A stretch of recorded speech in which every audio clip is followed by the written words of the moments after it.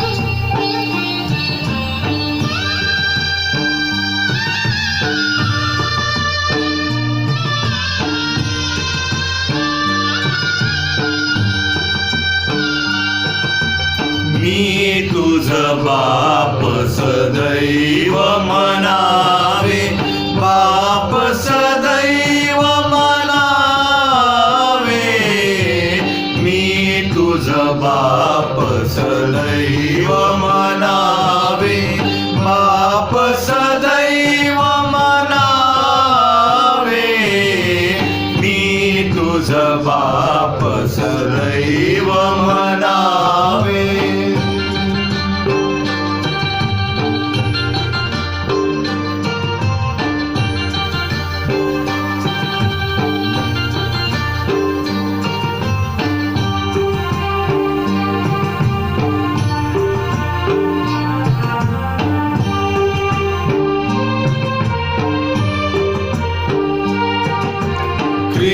ख्रिस्ताद्वारा लेकरू तव मी, उमगुनी नित्य रमावे, मी तुझ बाप सदैव म्हणावे, मी तुझ बाप सदैव म्हणावे.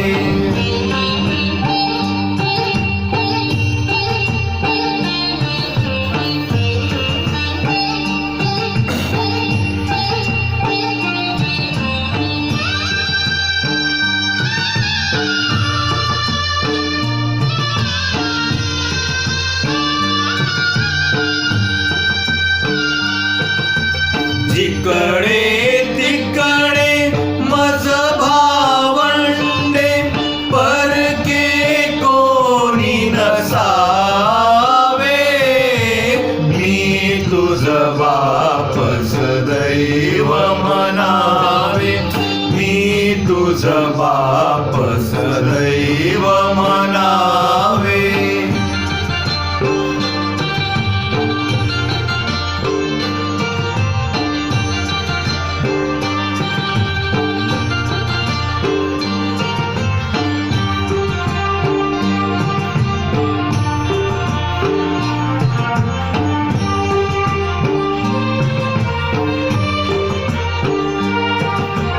तव वसाला साजे ऐसे, शील मदीय असावे, मी तुझ बाप सदैव म्हणावे, बाप सदैव म्हणावे, मी तुझ बाप सदैव म्हणावे. या समयाच्या भक्तीमध्ये चिंतन म्हणण्याकरता जे शास्त्रपाठ शास्त्रवचने आपण निवडलेली आहेत. नवीन करामधून लूका वर्तमानाचा 15वा अध्याय आणि 11 पासून 24 पर्यंत ही वचने आपण ऐकूया. आणखी तो म्हणाला, कोणा एका मनुष्याला 2 मुलगे होते.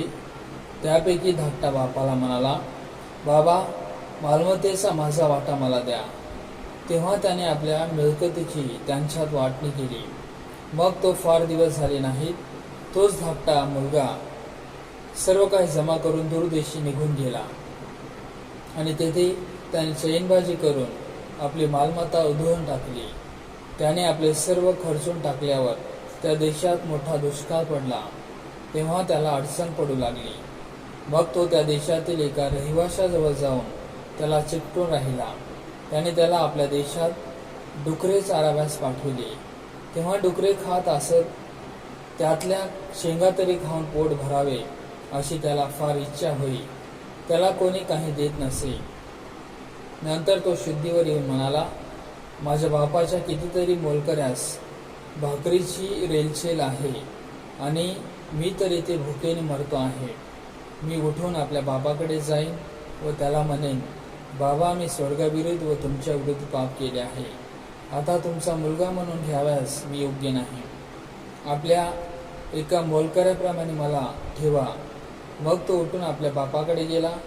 तो दूर आहे तोच आपल्या बापाने त्याला पाहिले आणि त्याला त्याचा कळवळा आला आणि धावत जाऊन त्याच्या गळ्यात गळा घालून त्याने त्याचे मुक्के घेतले. मुलगा त्याला म्हणाला, बाबा, मी स्वर्गाविरुद्ध व तुमच्या विरुद्ध पाप केले आहे. आता तुमचा मुलगा म्हणून घेण्यास मी योग्य नाही. पण बापाने आपल्या दासांना सांगितले, लवकर उत्तम झगा आणून ह्याला घाला, ह्याच्या हातात अंगठी व पायात जोडा घाला आणि पुष्ट वासरू आणून कापा. आपण खाऊ आणि आनंदोत्सव करू, कारण हा माझा मुलगा मेला होता, तो आता पुन्हा जिवंत झाला आहे, हरवला होता, तो सापडला आहे. मग ते आनंदोत्सव करू लागले. व परमेश्वर वाचले वचने आम्हा सर्वांकरिता आशीर्वादित करू, त्याचे नावास मान महिमा गौरव आता आणि सदा सर्व कापडत असो. पुन्हा एक दिवस प्रभू श्री ख्रिस्ताच्या नावामध्ये सर्व प्रियजनांचे स्वागत करत आहे. विशेषतः आज 21 जून 2020 या रविवारच्या उपासनेमध्ये आपण सर्वजण एकत्रित झालेले आहोत.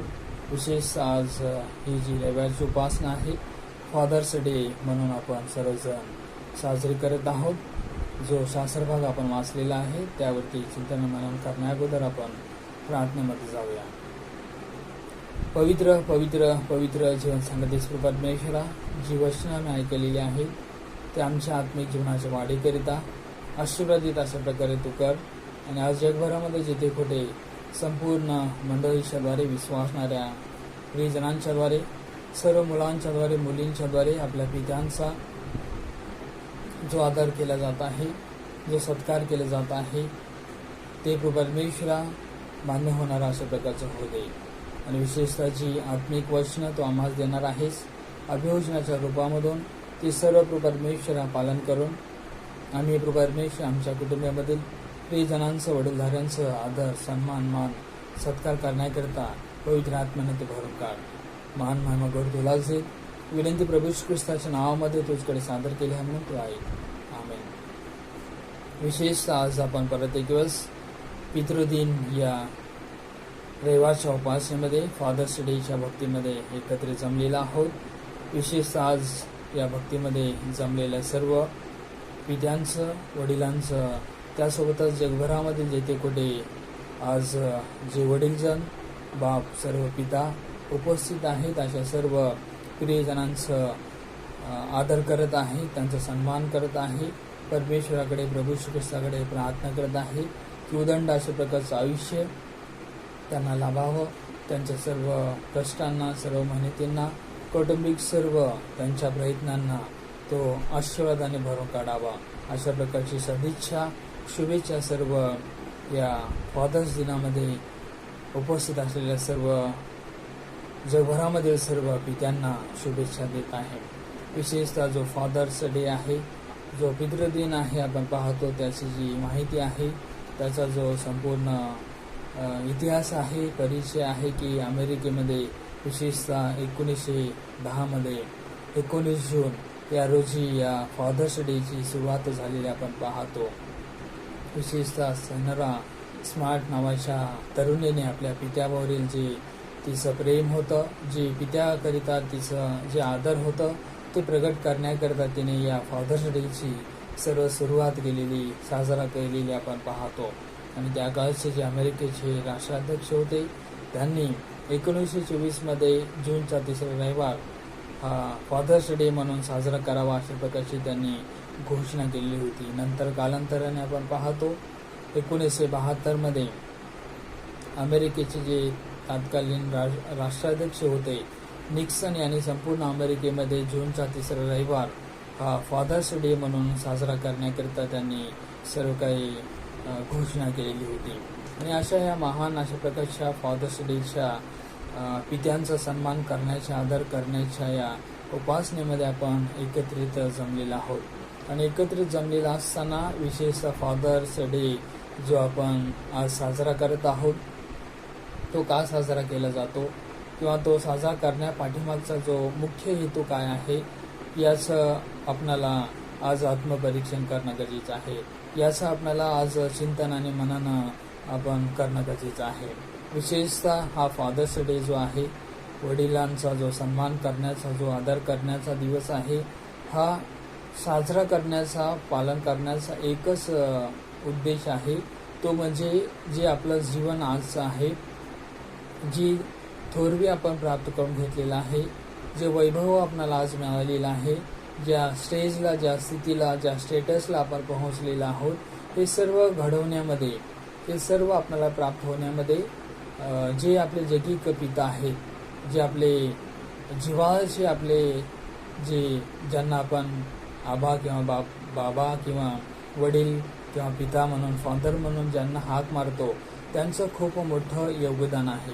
त्यांच्या योगदानामुळेच, त्यांच्या सर्व वैभवामुळेच, त्यांच्या सर्व गौरवामुळेच, त्यांच्या सर्व थोरवीमुळेच आपण या सर्व आशीर्वादाचा लाभ घेत आहोत. आणि विशेषतः लाभ घेत असताना आपण पित्याच्या वैभवाबद्दल आज चिंतन करणार आहोत. पित्याच्या थोरवीबद्दल किंवा महानतेबद्दल आपण आज काही वेळ परमेश्वराच्या वचनामधून आपण आपलं लक्ष केंद्रित करणार आहोत. विशेषतः 3 शास्त्रपाठामधून 3 वचनामधून आपण आजच्या या फादर्स डेच्या दिवशी चिंतन मनन करणार आहोत. विशेषतः नवीन करारामधून लोक शुभवर्तमान याचा 15वा अध्याय आणि 11 ते 24 वचन. हा शास्त्रपाठ सर्वांनाच ठाऊक आहे. विशेषतः लोकाच्या 15व्या अध्यायामध्ये 3 प्रकारचे जे दाखले आहेत, उदाहरणं आहेत, प्रभू श्री ख्रिस्ताने दिलेले आपण पाहतो.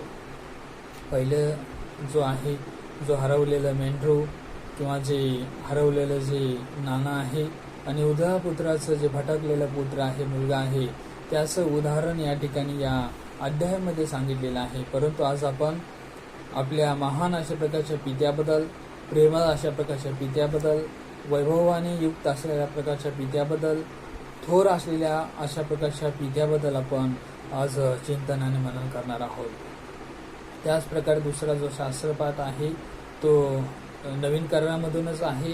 संत पौलाने जे इफिसकरास पत्र लिहिलेलं आहे, त्या पत्रामध्ये आपण पाहतो 1 अध्याय आणि 17व्या वचनामध्ये त्या ठिकाणी जो स्वर्गीय पिता, जो तुमचा आणि माझा जो पिता आहे, त्या पित्याच्या प्रेमाबद्दल किंवा त्या पित्याने आपणावरती केलेल्या सर्व अनुग्रहाबद्दल, आशीर्वादाबद्दल लिहिलेलं आहे. किंवा आजच्या या फादर्स डेच्या दिवशी आपल्याला आत्मिक बोध अशा प्रकारचं त्या वचनामधून लाभणार आहे. तशाच प्रकारे तिसरा जो शास्त्रपाठ नवीन करारामधूनच आहे. संत पौलाने विशेषतः आपल्या बापाच्या द्वारे जे आपण शिस्त शिकलेला आहोत, जो बोध आपण घेतलेला आहे, जे आचरण आपण शिकलेलं आहोत, जे महान अशा प्रकारचे पुत्र आणि कन्या नीतिमान म्हणून आपण जीवन जगत आहोत. गलतीकरास पत्र जो आहे त्यामध्ये 4 अध्याय आणि 6व्या वचनामध्ये संत पौल अशा प्रकारची प्रार्थना करत आहे, विनंती करत आहे की आपला जो प्रभू श्री ख्रिस्त आहे, त्याचा जो पिता जो आहे, जो देव आहे, जो वैभवशाली पिता आहे, त्या पित्याच्या द्वारे तुम्हाला आणि मला ज्ञान प्राप्त व्हावं आणि प्रगटीकरण प्राप्त व्हावं. आणि विशेषतः जो प्रभू श्री ख्रिस्ताचा पिता आहे तो वैभवशाली पिता आहे. त्याच्याकडे समृद्धींची खाण आहे, सर्व गोष्टींची रेलचेल आहे. जशा प्रकारे लुकाच्या शुभवर्तमानामध्ये आपण पाहतो की जो पित्याचं वर्णन या ठिकाणी केलं गेलेलं आहे 11 ते 24 वचनामध्ये 15व्या अध्यायाच्या, की जो प्रेमळ पिता आहे, ज्या प्रेमळ पित्याकडे सर्व संपत्ती आहे, धन दौलत आहेत, नौकर आहेत, चाकर आहेत, सर्व प्रॉपर्टी आहे, तो अतिमहान अशा प्रकारच्या जगतामधील सर्व जगिक जे आशीर्वाद आहेत त्या पित्याकडे असलेल्या आपण पाहतो. विशेषतः या ठिकाणी वर्णन केलेलं आहे 15व्या अध्याय 11व्या वचनामध्ये. आणखीन तो म्हणाला, कोणा एका मनुष्याला 2 मुलगे होते, त्यापैकी धाकटा बापाला म्हणाला, बाबा मालमत्तेचा माझा वाटा मला द्या. तेव्हा त्याने आपल्या मिळकतीची त्यांच्यात वाटणी केली. विशेषतः या ठिकाणी जो बापाचं उदाहरण आपण पाहत आहोत, ज्या बापाबद्दल, त्याच्या प्रेमाबद्दल, त्याच्या थोरवीबद्दल, महानतेबद्दल, वैभवाबद्दल आपण पाहत आहोत की या पित्याकडे खूप विपुल प्रमाणामध्ये मालमत्ता होती, धनसंपत्ती होती, सर्व काही स्टेटस होते, नौकर चाकर होते. त्यांच्या नौकर चाकरांना खाण्यापिण्याकरिता सर्व अन्नधान्य विपुल प्रमाणामध्ये होतं. आणि हे सर्व त्याच्याकडे असताना त्याचा जो मुलगा आहे, त्याचा जो पुत्र आहे, तो बापाकडे येऊन म्हणत आहे की बापा मालमत्तेचा जो माझा वाटा आहे तो काय करा, तुम्ही मला अर्धा माझ्या हिस्साचा जो काही आहे तो मला वाटून द्या. विशेषतः या ठिकाणी आपण पाहतो जगतामधील जर बापाचं किंवा पित्याचं जर आपण उदाहरण पाहण्याचा प्रयत्न केला, विशेषतः जगतामधील तुमचे आणि आमचे अनेकांचे पिता किंवा वडील अशा प्रकारचे असतील की जे उपाशी पोटी राहून आपल्या मुलांना अन्न देणारे अशा प्रकारचे आहेत, किंवा स्वतः फाटक्या तुटक्या फाटलेले तुटलेले सर्व चप्पल किंवा कपडे सर्व वस्तू उपयोग करून घेऊन त्याचं सर्व आपल्याकरता सर्व काही इस्तेमाल करून वापर करून आपल्या मुलांना आपल्या मुलींना विशेषतः चांगल्या प्रकारच्या ज्या काही गोष्टी मागितलेल्या आहेत ते प्रदान करणारे आपण पाहतो. स्वतः खाली जमिनीवरती झोपून मुलांना चांगल्या प्रकारचं ऐश्वर्यमय जीवन देणारे आपण पाहतो. म्हणजेच अतिशय कष्ट, अतिशय मेहनत, अतिशय सर्व काही करून अहोरात्र करून जी काही संपत्ती जी काही मिळकती आहे ती जी काही कमवलेली आहे ती सर्व काही मुलांच्याच करीता आहे आणि ते सर्व मुलांना देत असलेला आपण पाहतो. अशाच प्रकारचा हा जो संपूर्ण मालमत्तेचा जो असलेला जो बाप आहे, जो पिता आहे, ज्यावेळेस त्याचा मुलगा त्याच्याकडे मालमत्तेचा हिस्सा मागण्याकरता गेलेला आहे त्यावेळेस या पित्याने जो जिव्हाळा मुलाकरिता होता, जे काही प्रेम मुलाकरिता होतं, या ठिकाणी कसल्याही प्रकारचे त्याला प्रश्न केले नाही किंवा वादविवाद केले नाही किंवा तो जे मागत आहे ते योग्य नाही अशा प्रकारचं काहीही म्हणलेलं नाही, तर त्याला त्याचा जो हिस्सा आहे तो काय केलेला आहे, वाटून दिलेला आहे. त्या समयी त्यावेळेस त्या मुलाला पित्याच्या त्या वैभवाचं सर्व जाणीव राहिलेली नाही, त्या पित्याच्या सर्व थोरवीची, प्रेमाची, जिव्हाळ्याची सर्व कल्पना राहिलेली नाही. आणि असं सांगितलं गेलेलं आहे की केवळ त्याच मुलावरती किंवा पुत्रावरती त्या पित्याचं जो संपूर्ण मालमत्ता संग्रह करून ठेवलेला होता त्या मुलांकरिताच होते, 2 मुलांकरिता. दोघांनाही ते काय केलेलं आहे, तो वाटून दिलेला आहे. ती 13व्या वचनामध्ये आपण पाहतो. मग फार दिवस झाले नाही, तोच धाकटा मुलगा सर्व काही जमा करून दूरदेशी निघून गेला आणि तेथे त्याने चैनबाजी करून आपली मालमत्ता उधळून टाकली. बाबा, मालमत्तेचा माझा वाटा मला द्या. तेव्हा त्याने आपल्या मिळकतीची त्यांच्यात वाटणी केली. केवळ त्याच पुत्राला त्याने त्याचा अर्धा हिस्सा दिलेला नाही, तर त्याचा जो मोठा भाऊ दुसरा पुत्र होता त्या दोघांमध्येही त्यांनी जे काही कमवलेलं होतं, जी काही मालमत्ता होती ती सर्व काही त्यांनी काय केलेले आहे, वाटून दिलेली आहे. अशा हा प्रकारचा प्रेमळ पिता आहे, ममताळू पिता आहे. त्याचं जे काही वैभव आहे, त्याचं जे काही थोरवी आहे, जे काही गौरव आहे ते सर्व काही मुलांकरिता, कुटुंबियाकरिताच त्याने कमवलेलं आहे आणि ते सर्व काही काय केलेलं आहे, त्याने त्यांना वाटून दिलेलं आहे. याकरताच की त्याच्या मुलाकरिता जे त्याचं प्रेम होतं, जे काही त्याचं सर्व काही जिव्हाळा होता त्याकरता त्याने प्रगट केलेला आपण पाहतो.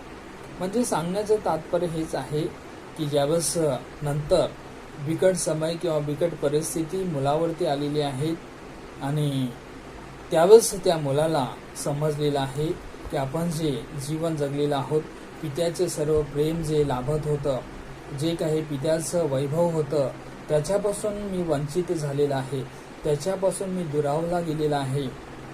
मी माझ्या पित्यापासून दूर जाण्यामुळे सर्व काही त्रास, सर्व काही अडचण, सर्व काही परीक्षा यांना सामोरं जात आहे. 15व्या वचनामध्ये सांगण्यात आलेलं आहे की डुकरे खात असलेल्या शेंगा तो काय करत होता, खात होता. पुढे सांगण्यात आलेलं आहे की तो नंतर 17व्या वचनामध्ये शुद्धीवरती आलेला आहे आणि म्हणलेलं आहे की माझ्या बापाच्या कितीतरी मोलकरांना भाकरीची रेलचेल आहे आणि मी येथे भुकेने मरत आहे. बापाच्या घरामध्ये रेलचेल आहे, सर्व वैभव आहे, थोरवी आहे, सर्व मालमत्ता आहे आणि त्याचा जो मुलगा जो चुकलेला होता, जो भटकलेला होता, बापाच्या प्रेमाची ज्याला कल्पना राहिलेली नव्हती, त्या प्रेमापासून सर्व तो दुरावला गेलेला होता.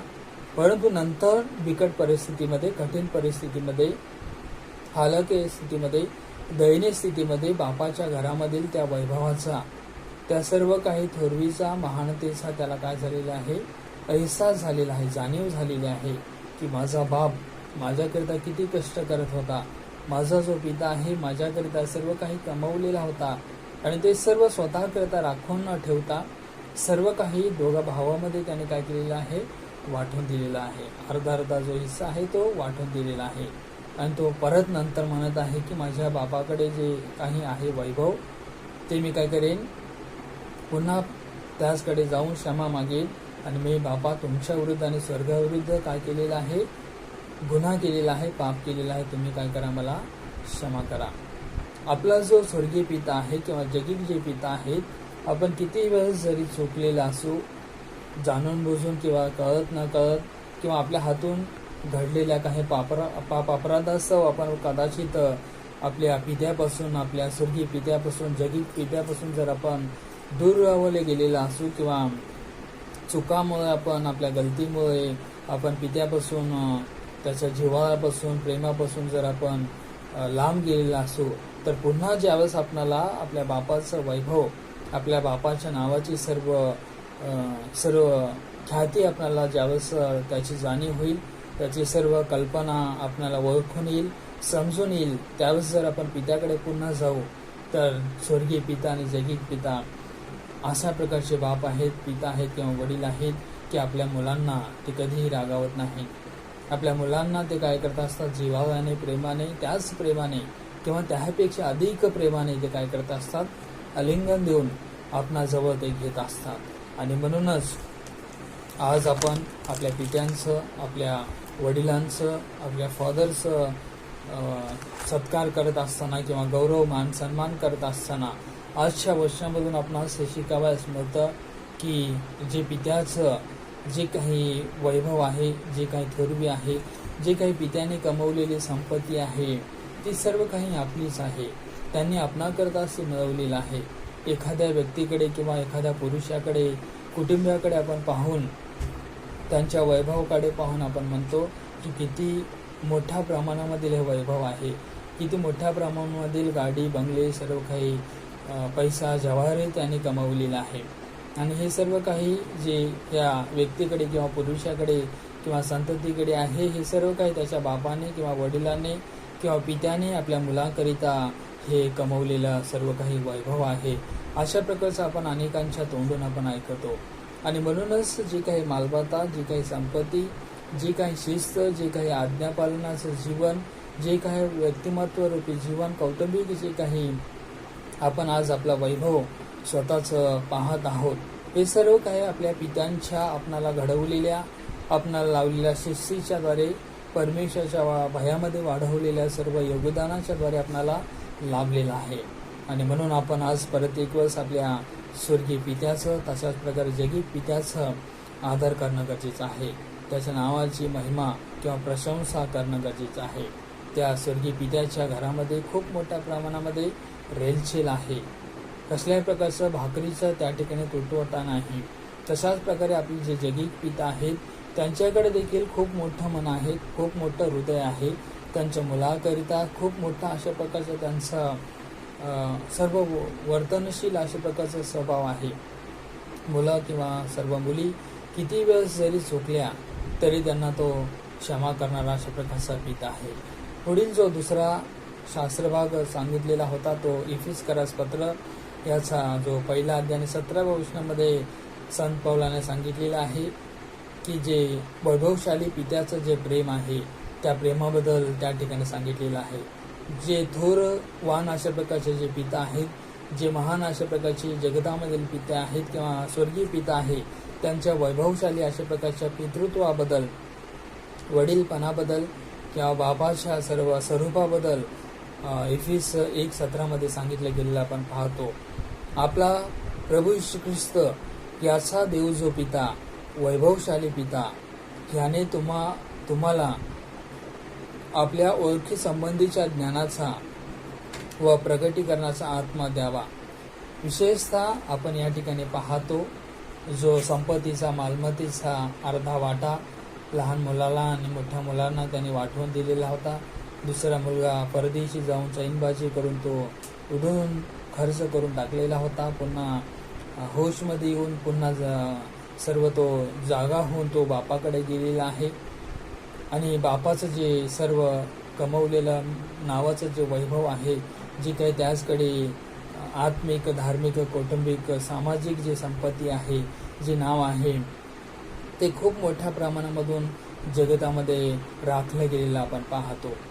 आणि दुसरं जो पित्याचं उदाहरण या ठिकाणी आपण पाहतो, संत पौल सांगत आहे की आपला प्रभू ख्रिस्त याचा वैभवशाली पिता, तो परमेश्वर पित्याकडे सर्व आपल्या नजरा लावत असताना, पाहण्याकरता बोध करत असताना, किंवा ज्या प्रभू श्री ख्रिस्ताने योहान याचा जो शुभवर्तमान आहे 13व्या अध्यायाने 1ल्या वचनामध्ये सांगितलं गेलेलं आहे की प्रभू श्री ख्रिस्ताने पित्याकडे जाण्याअगोदर त्याचं जे स्वकीयावर ते प्रेम होतं ते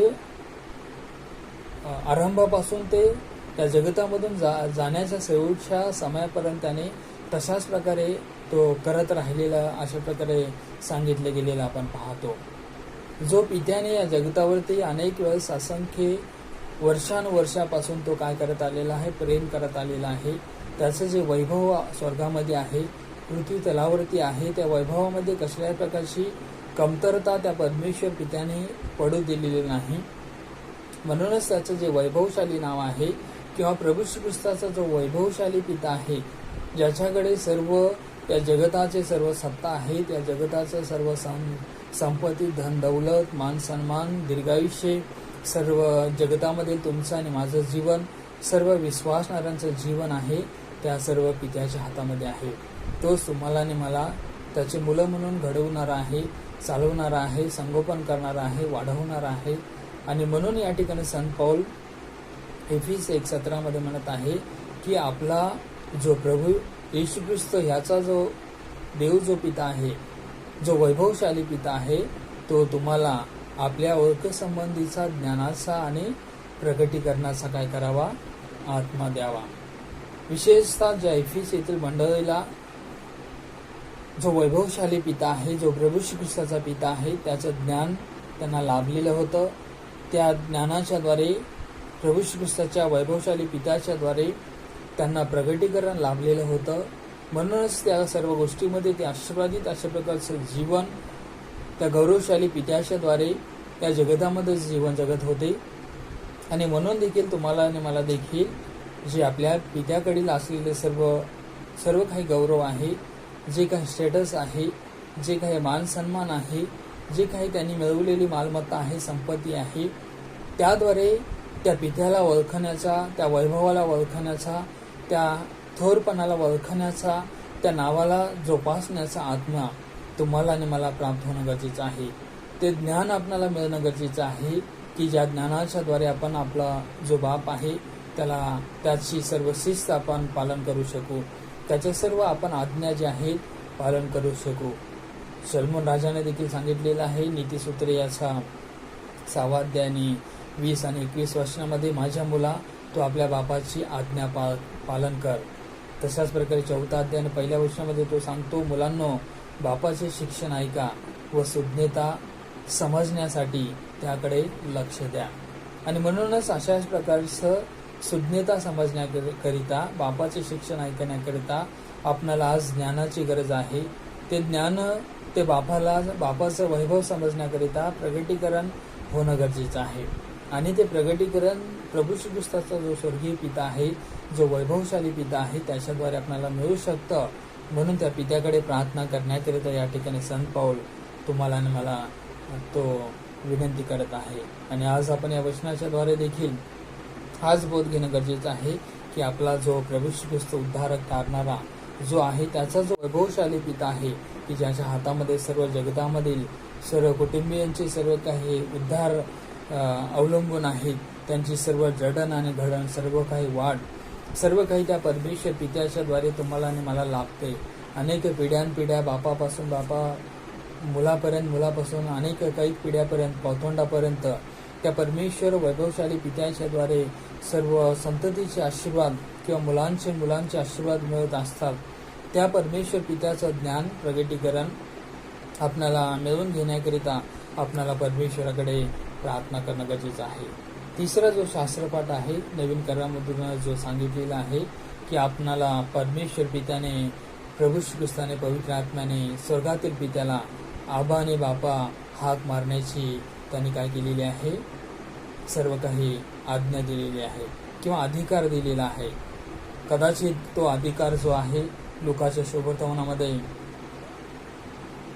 जो 15वा अध्याय आहे 11 ते 24 वचनामध्ये, काही चुकामुळे, काही गलतीमुळे किंवा क्षणभंगूर अशा प्रकारच्या क्षणिक सुखामुळे त्या पुत्राने गमावलेला होता. नंतर त्यांनी म्हणलेलं आहे की माझ्या बापाच्या घरामध्ये नौकरांना भाकरीची रेलचेल आहे खाण्याकरिता, एखादं नौकर म्हणून तरी तुम्ही मला ठेवा. मी स्वर्गाविरुद्ध, तुमच्या विरुद्ध, तुमच्या वैभवाविरुद्ध, नावाविरुद्ध पाप केलेलं आहे. अशा प्रकारे ज्यावेळेस त्यांनी कबूल केलेलं आहे त्यावेळेस त्याच पित्याने, प्रेमळ पित्याने, वैभवशाली पित्याने त्याच्याकडे ज्या प्रेमाची कसल्याही प्रकारची कमतरता नाही, जीवाची कसल्याही प्रकारची सर्व मापदंड नाहीत, निस्सीम अशा प्रकारचं प्रेम, निसावर अशा प्रकारचं प्रेम आपल्या मुलावरती जो पिता करत असतो, तशाच प्रकारे आबा आणि बापा म्हणून हाक मारणारा जो प्रभू ख्रिस्त जगतामध्ये आपल्या पित्याच्या आज्ञेमध्ये राहून, त्याच्या शिकवणीमध्ये राहून, त्याच्या सर्व बोध ऐकून घेऊन आपल्या जीवनामध्ये प्राप्त करून घेतलेला होता, तोच आत्मा, पित्याचा आज्ञापालन करणारा आत्मा, पित्याचा आदर करणारा आत्मा, पित्याचे शब्द काटेकोरपणाने पालन करणारा आत्मा तुम्हाला आणि मला आज परमेश्वर पिता आजच्या फादर्स डेच्या भक्तीमध्ये वचनाच्या द्वारे, उपासनेच्या द्वारे द्यावा म्हणून तो काय करत आहे, तो आपल्याला या अभिवचनाच्या द्वारे तो सांगत आहे. वचन करूया आपण. गलतीकरस पत्र याचा 4 अध्याय 6व्या वचनामध्ये, तुम्ही पुत्र आहात म्हणून देवाने आबा बापा असे हाक मारणाऱ्या आपल्या पुत्राच्या आत्म्याला तुमच्या आमच्या अंतःकरणात काय केलेलं आहे, पाठवून दिलेलं आहे. आपण सर्वजण पुत्र आहोत आणि आबा बापा अशा प्रकारचे हाक मारावे म्हणून आपल्या पुत्राचा जो आत्मा आहे, म्हणजेच आज्ञापालन करणारा पुत्राचा आत्मा, किंवा बाप आपल्या पुत्राबद्दल जो संतुष्ट झालेला जो पुत्र आहे, त्या पुत्राचा आत्मा तो आकाशामधून कबुतराच्याद्वारे, वाणीच्याद्वारे, आवाजाच्याद्वारे जो म्हणलेला होता की हा माझा परमप्रिय पुत्र आहे, याच्याविषयी मी संतुष्ट आहे, हा माझा अभिमान बाळगण्यायोग्य पुत्र आहे, त्याने माझं नाव पवित्र राखलेलं आहे, जिवंत ठेवलेलं आहे.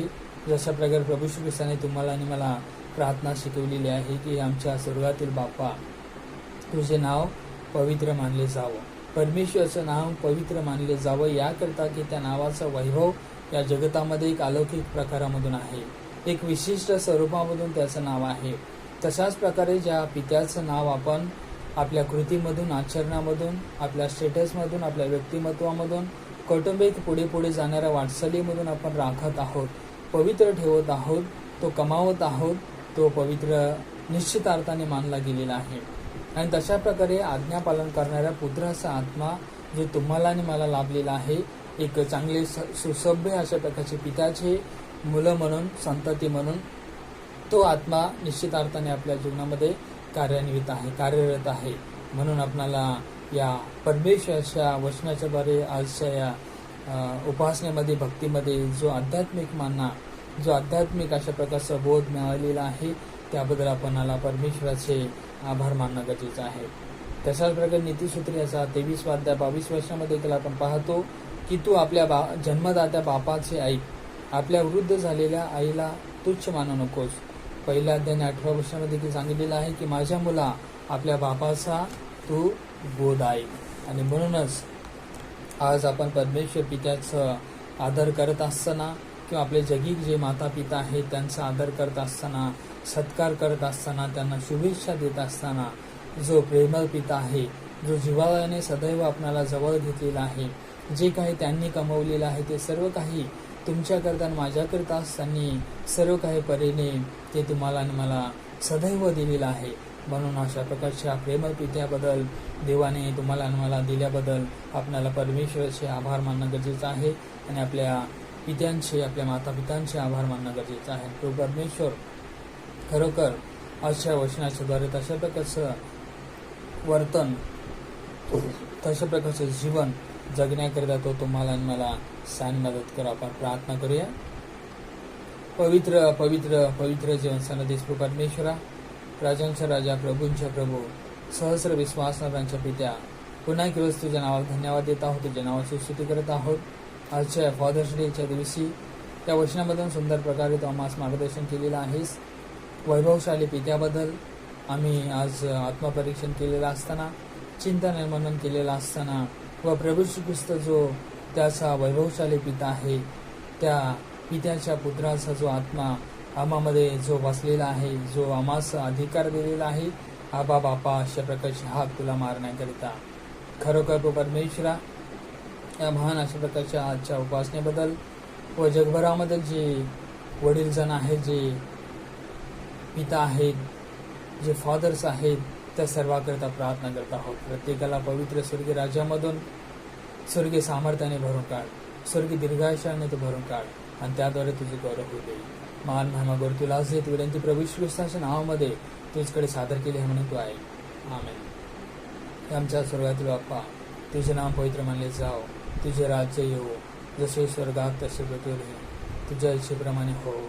आमची रोजची भाकर आम्हास दे, आणि जसं आम्ही आपल्या ऋणासून सोडलेली आहे तसेच आमच्या ऋणी आम्हास सोड, आणि आम्हास परीक्षेत आणू नकोस, तर आम्हास वाईटापासून सोडू, कारण की राज्य सामर्थ्य आणि गौरव आणि सर्व काळ तुझीच आहे.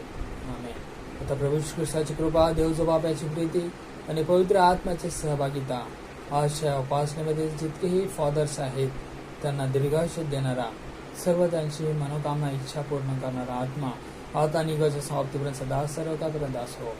आमेन.